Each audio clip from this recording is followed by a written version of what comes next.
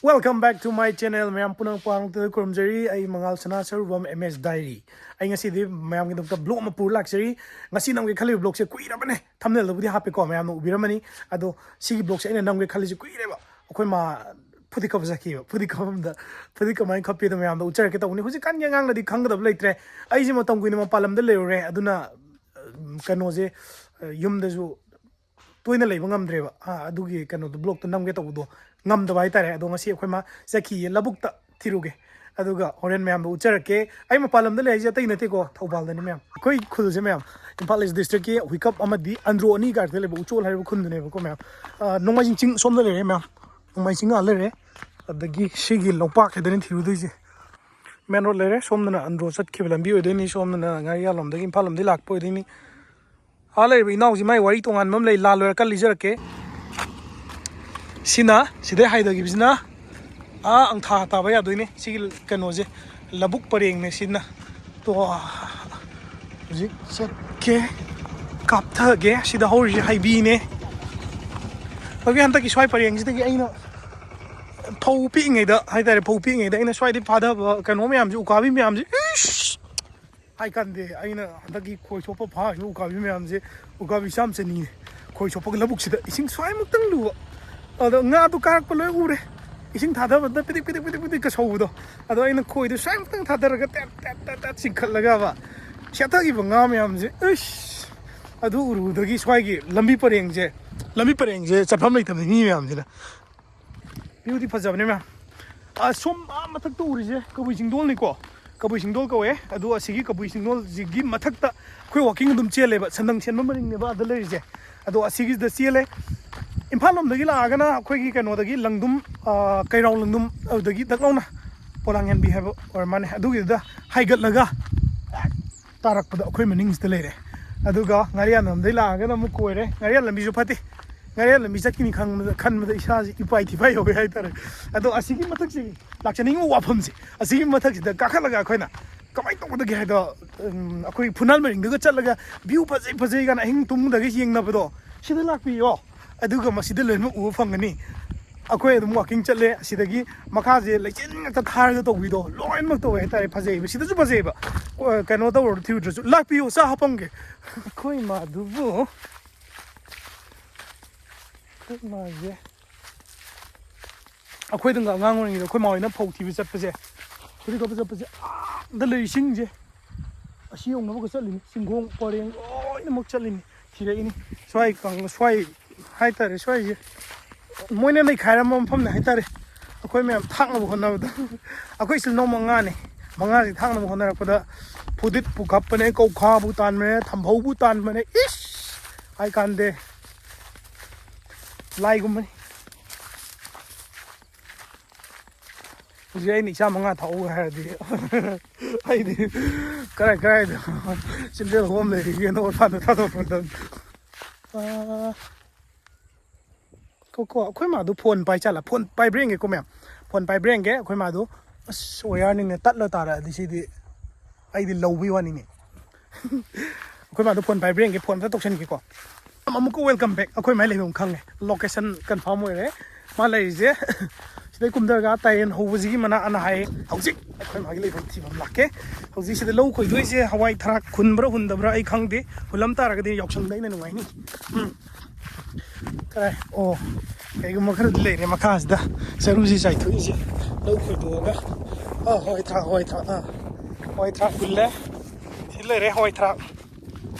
thrak kulle pambi hore somda jo hoi thrak ni ko nam to hoi thrak hore holo yok sang kuin ai tok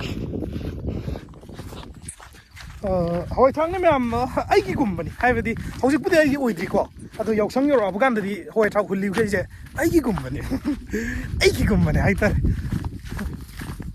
ko ma di riet ko shela ga am thilan lai ga pudi kapsaram mai mo mà xin đây thôi chứ qua sau cái ông này, hồi lên qua xem sang ngang anh đây thôi ông này, xin Phudit Khappa chứ cũng bảo Phudit chỉ đấy lấy ô lê rồi cả, đó hút li vợ, khô mình mới làm gì, chúng mình khô mình chúng mình không có lần Khappa gì, đó chỉ đấy lấy mình xin nó cảm mấy này thôi có, ít Khappa này chứ, mấy tao cái Khappa này, mình sẽ là cái sida phau khuyam khappada sing khuyam khappada isau lang thai ni kan mau he ta sida kapi je nami chupa ma se kon ma ne phajara ma happy new year hai ne happy new year ai akoi ma ya jam sing do pi do ne doctor am ta dent kai no ne dental am ta sponsor to biro akoi ma ya jam ta sing ma kwa saman bu gi ma ya si ya de ado ma ya kwa sa ba amot pasi lok thok kita ra ga di ya di ya ho roi hai di ya do koi gi kano ma ni kari hiram bi gi ma ya ma la ni lal le ka thu o ya si chang mani masam tan da aina kwa sa ba khalu ba aduna lamdre khallinis sumaina leikhom leitum yaw ba je khutta gi loina amamam toina khanduoga phau maru amamam gi value je se sida tawre ga sumaina khapini khallini sida simu phau duoga productory ni se to se sumaina se phau mayam na te ko phangi je sigi kharaji phangna mona ba khappi ba mayam sigi hotliba khutsa khutnam nungnam pongloi loire ni si saru phudit che ot khai ni si white number chaw de bo ni saru phudit chaw ram cha ni aina hon da tham chang ni khar tan ni na mane mi ni phuyang khai ye rim pham ni se hol ni phau tu sium saru phudit mayam je loina lei saru ke se ma kanom de ne thawalom de ne thawal sigi lokon khar lei ri ba moi lowi bile ko jom mai tha dom akhoi ni simu sanna bu jajar su akhoi moi du su lehau panna kari tong na oiram ba ya do pamdi pamui dina sanna jajar su singum thar su mi gi darkar le su se dum long na ba ya dina phudi khappa su phong rum phang doi ni adagi phudi khappa heraga si mai tha do khra matung da muksu phau leitraga di se makha da ut khaido mu kaino mamang da taw do ut khaido khoi kaino na sumjina sisal laga ada au kabok o kai wo yaw ga khappa ga do to sumaina ni phudi khappa ji to ida kaino je saru je chingdara ni saru marak ta yaho ba phau du ne ba to sumaina chingdara ga sida yaw ko phau du ne ko khap to ji aina si block sin nam ge khan je kui rab ne do mem yengbi da nam jare memory oi na ba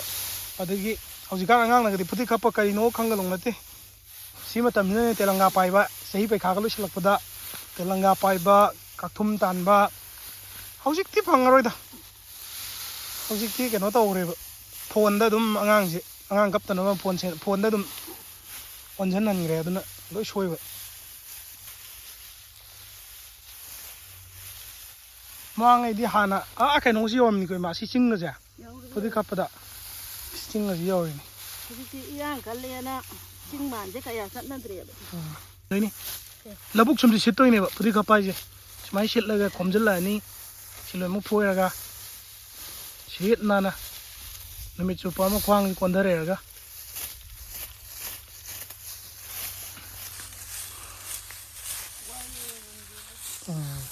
sidai khapak toi nai tare me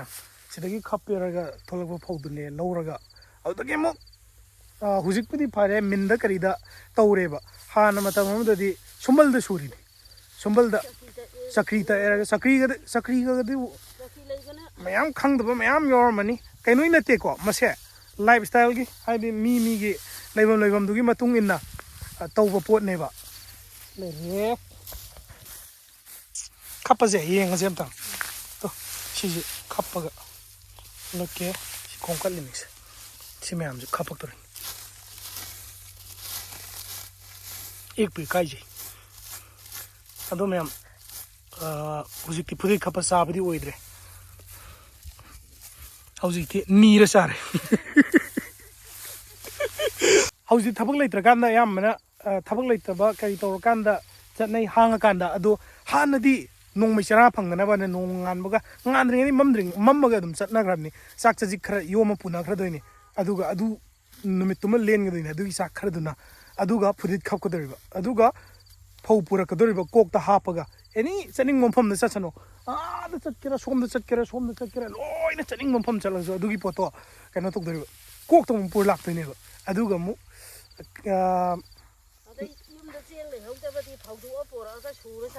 mane yum da sing namitu le hogda ta ga na phogdo pura ga mu sur ga mu cha doine ba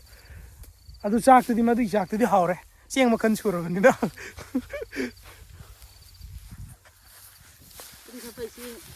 Sage hainari. Aina nongma. Du thada gidera. Sumai nong thada ni. Nung si silak tam mina upay laite. Kam tam mong de. Cinematic ta ungge ko furu guys. Nung si sitti nung sakan na sari.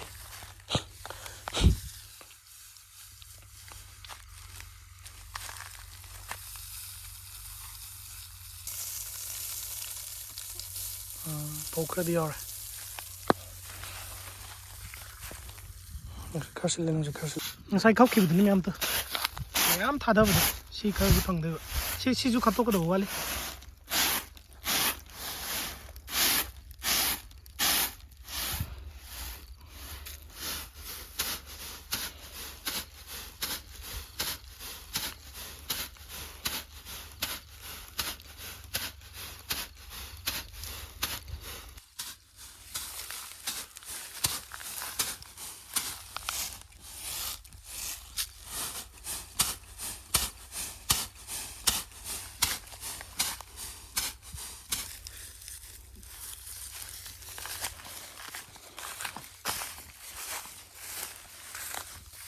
Siya kari.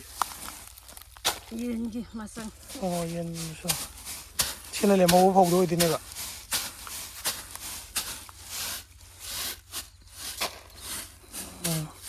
Yam seng da bagai duna sida mu yen nganu I khai dok pa. Sida gi le mau ba kar phau duna mi gi ai tare.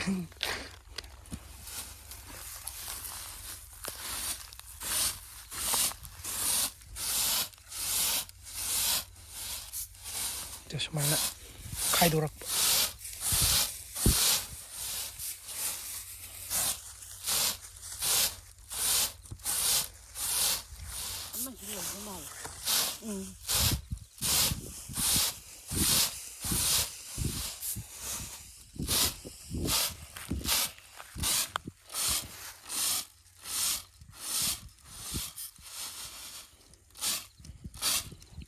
phau kan doi ni ko mem se kan dok pa di phatta ba gaiduna maning da aphau doi ba adi sile horji lem horji machine ngum ni sile ba kai do sile loi mak le horni somda sum khala ga sile mau ba le ba tuna mu ko no man doi ba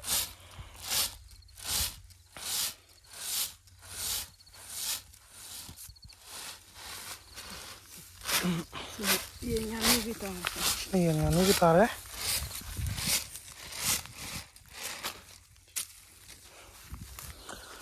Masini me ngasi nong mai loi sung wafam da phau Phudit kamai khauke do hape ujar phuni siri na sathi na khapa ko Phudit mong me am lari adu ngasi gi oina di masmai na khape ha du mayam ujar ni